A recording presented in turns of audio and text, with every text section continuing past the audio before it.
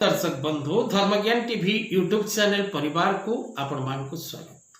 जो मित्र माने हमारे चैनल टी को लाइक शेयर और सब्सक्राइब करि नांती से माने लाइक शेयर और सब्सक्राइब करबा को कदापि भूलंतु नहीं। दर्शक बंधु आज कार्यक्रम रे आमे जानिबा बुद्धंकर राशि परिवर्तन।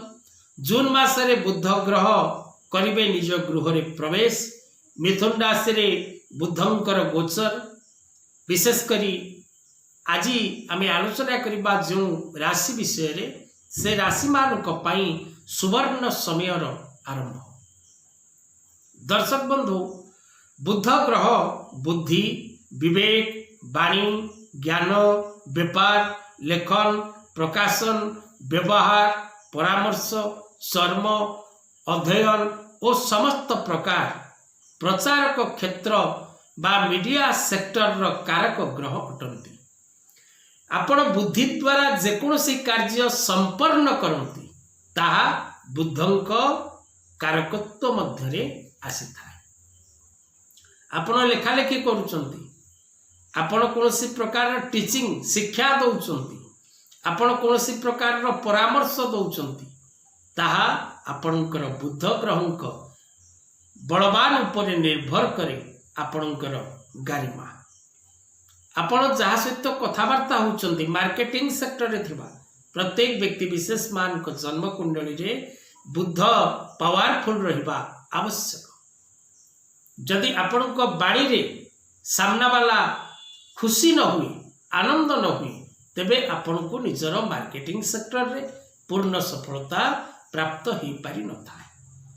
नवग्रह मध्य बुद्ध ग्रह युवराज ग्रह एवं जन्म कुंडली मध्य यही ग्रह शुभ जोगरे जदि अवस्थान करि थाए तेबे व्यक्ति जड़े उत्तम वक्ता ही थाए एवं व्यक्ति निज वाणी द्वारा समस्त जगत को निज कंट्रोल मध्य रखिबार सक्षमता प्राप्त करि थाए। दर्शक बंधु बुद्धि द्वारा मनुष्य समस्त प्रकार विपदरु निजे रक्षा पाइबा सहित अन्य को रक्षा करिबारे सक्षम होता है। तेणु जो जन्म कुंडली रे बुद्ध बलवान थांती, बुद्ध शुभ ग्रहयुक्त थांती, मित्र ग्रहयुक्त थांती, उच्चस्थ थांती, से व्यक्ति विशेष माने निज जीवन रे पूर्ण सुख एवं सौभाग्य लाभ करती। बुद्ध ग्रह मिथुन राशि और कन्या राशि रो अधिपति ग्रह। मिथुन राशि एवं कन्या राशि रो स्वामी ग्रह बुद्ध कन्या राशि रे उच्च एवं मीन राशि रे नीच। बुद्ध ग्रहंकर मित्र शुक्र एवं शनि ए दुईटी ग्रह सहित जदि जन्म कुंडली रे आपणकर कौन से स्थान रे ए दुईटी ग्रह जोगकारक ही थांती एवं आपणक कुंडली पाई शुभकारक ग्रह ही थांती तेबे आपण निश्चित भाव रे निज जीवन रे पूर्ण सुख एवं सौभाग्य लाभ करती।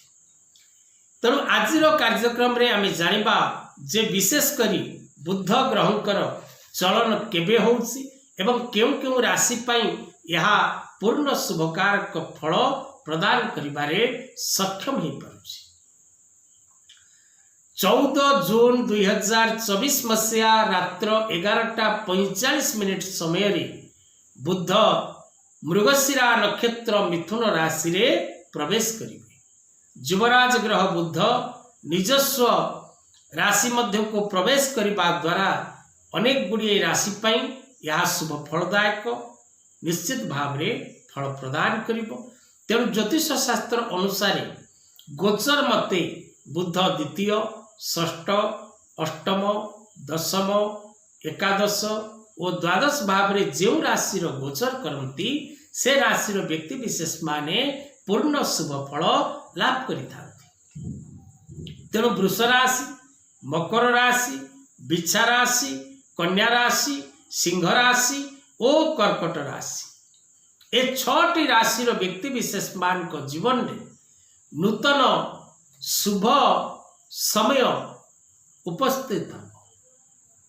यही 6टी राशि रो व्यक्ति प्रत्येक दिगरु प्रत्येक कर्मरु प्रत्येक क्षेत्ररु प्रत्येक स्थानरु एवं आशा करुथिबा दिगरु पूर्ण शुभ फल प्राप्ति करेंगे।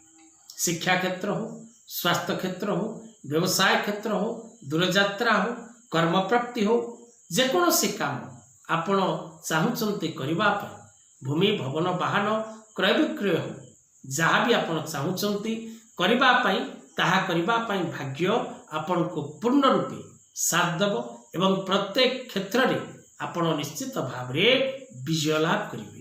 अत्यधिक शुभ फल लाभ करने आपण प्रत्येक दिन ओम बुम बुद्धाय नम मंत्र पाठ करंतु, पान्ना रत्न धातु धारण करंतु, माँ त्रिपुरा सुंदरी कवच धारण करंतु एवं त्रिपुरा सुंदरी कवच पाठ करने को चेष्टा करंतु।